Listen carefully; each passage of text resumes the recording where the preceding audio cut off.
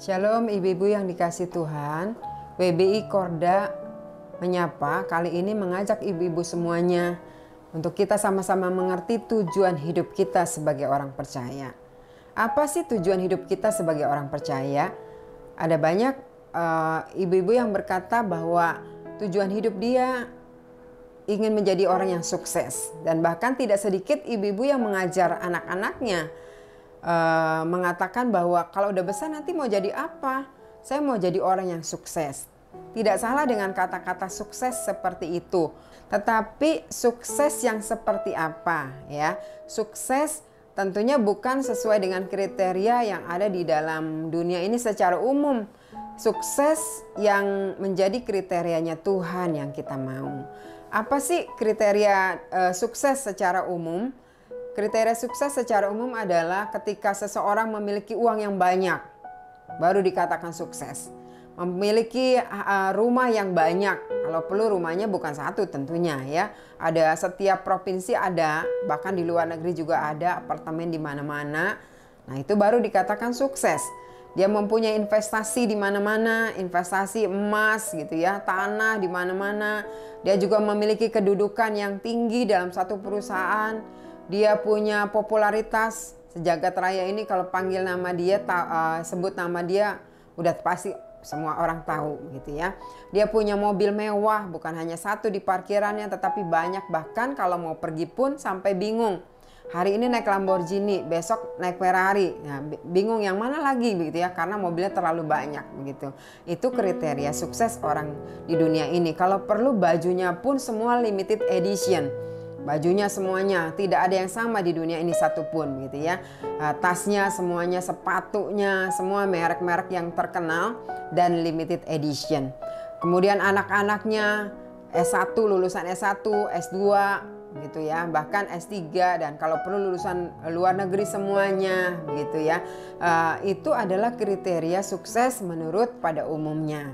Nah, bagaimana dengan seorang ibu rumah tangga yang cuma ada di rumah begitu kan, berarti tidak punya kedudukan. Karena kalau misalnya sukses secara umum kan berarti dia punya kedudukan sebagai wanita karir, kalau perlu direktur, CEO dan sebagainya seperti itu. Nah, apa sih ukuran kita sebagai anak Tuhan ya? Tujuan hidup kita sebenarnya seperti apa? Boleh saja kita pakai kata sukses ya. Seharusnya kita sebagai anak Tuhan, kita mau menjadi orang yang sukses memenuhi tujuan Tuhan dalam hidup ini. Itu yang harusnya kita pegang teguh, yang harusnya menjadi komitmen kita, yang harus menjadi moto kita.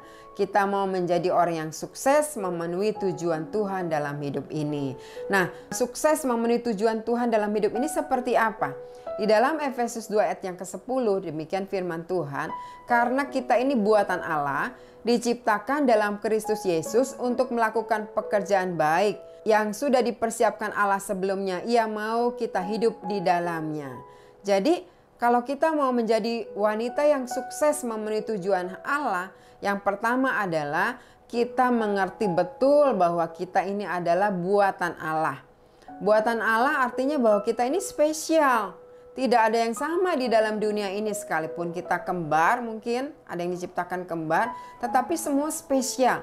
Tidak ada yang sama, ibu A, B, dan C atau D gitu nggak akan sama. Karena masing-masing diberikan Tuhan itu potensi.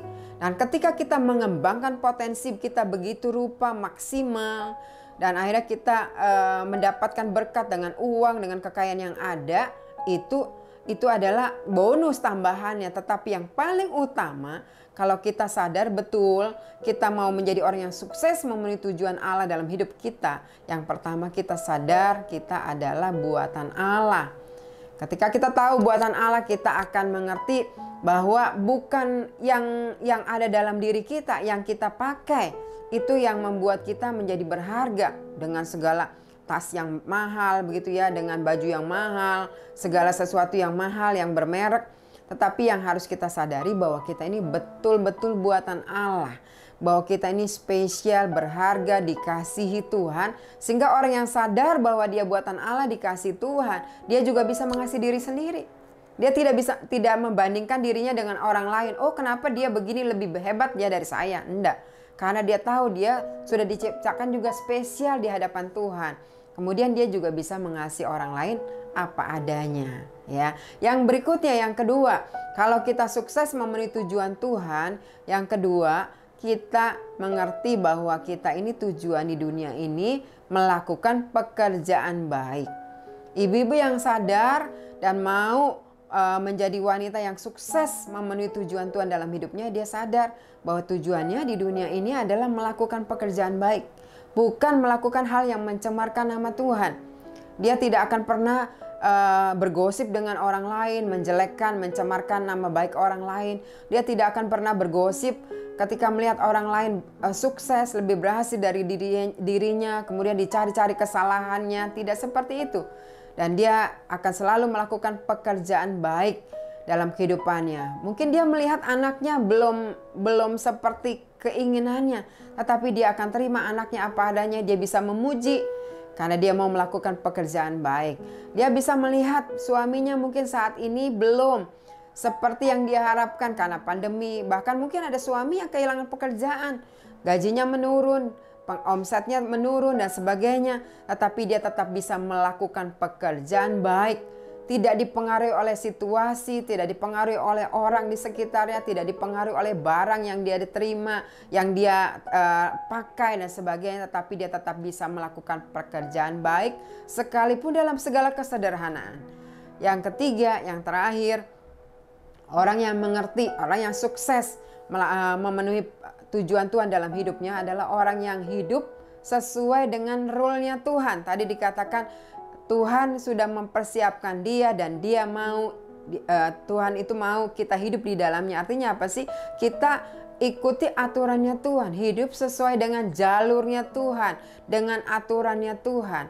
Ya, kalau kita memiliki kekayaan yang banyak dan segala macam itu tidak salah dan bagus. Kita bisa akhirnya memberkati banyak orang.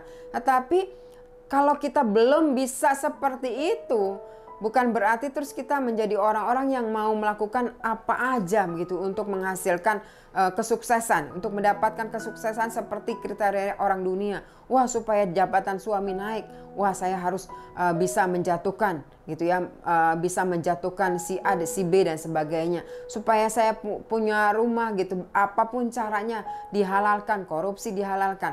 Itu tidak sesuai dengan aturannya Tuhan. Orang yang tahu betul dia mau sukses memenuhi tujuan Tuhan dalam hidupnya, dia akan hidup sesuai dengan aturan Tuhan. Ikuti, taat firman Tuhan, tidak menyimpang ke kiri dan ke kanan. Biarlah 3 hal ini kita melakukan. Yang pertama, kita sadar kita buatan Allah, kita spesial di hadapan Tuhan. Yang kedua, tujuan kita dalam dunia ini adalah melakukan pekerjaan baik. Bukan karena kita memiliki segala barang, segala harta, atau apapun juga nama baik. Tetapi karena kita tahu kita ini adalah buatan Allah. Jadi kita ini mau melakukan pekerjaan baik, mau memenuhi tujuan Allah. Yang berikutnya kita mau hidup sesuai dengan aturannya Tuhan. Jadi mari kita mau menjadi wanitanya Allah yang sukses memenuhi tujuan Tuhan dalam hidup kita. Amin buat firman Tuhan.